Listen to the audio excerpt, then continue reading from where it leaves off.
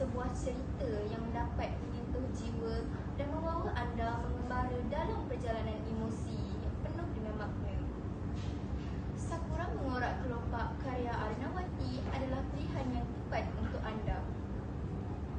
Buku ini bukan sekadar cerita biasa, namun buku ini mengisahkan tentang perjuangan seorang wanita muda. Sakura yang sentiasa berusaha mencari identitinya di tengah-tengah tradisi dan harapan yang membelenggu.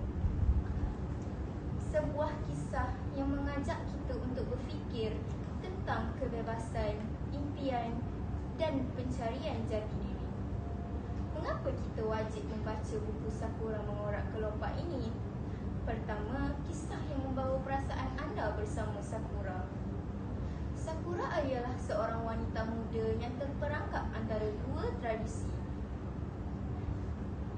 dua dunia, iaitu dunia tradisi yang ingin dia patuhi dan dunia luar yang menawarkan kebebasan untuk mengejar impian. Sakura bukan sahaja berjuang untuk cinta, namun ia juga berjuang untuk dirinya sendiri. Setiap keputusan yang dibuat olehnya mengundang kita untuk berfikir tentang pilihan hidup kita sendiri.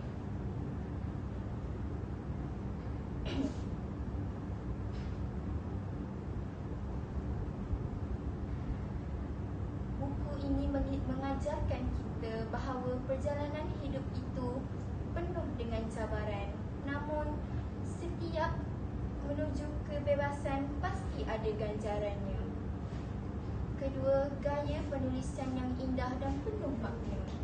Arnawati membawa pembaca menyelami setiap emosi dan perasaan dengan gaya penulisan yang puitis dan penuh makna.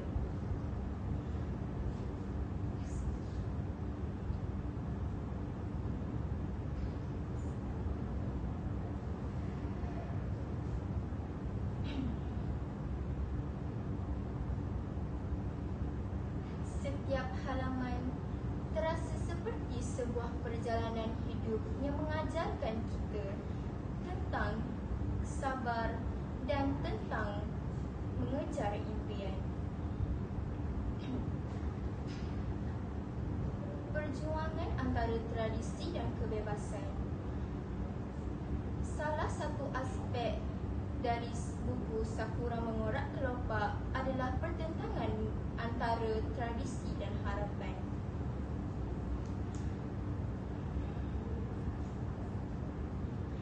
Sakura yang hidup dalam masyarakat yang membawa Sakura yang hidup dalam masyarakat yang mempunyai nilai-nilai tradisi yang kuat.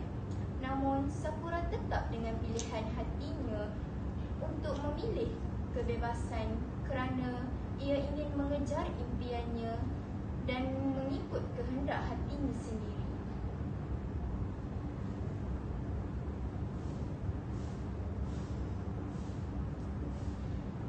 Simbolisme yang kita dapat dari buku Sakura Mengorak Kelopak adalah bunga yang perlahan-lahan mekar menunjukkan bunga yang perlahan-lahan mekar menunjukkan sifat Sakura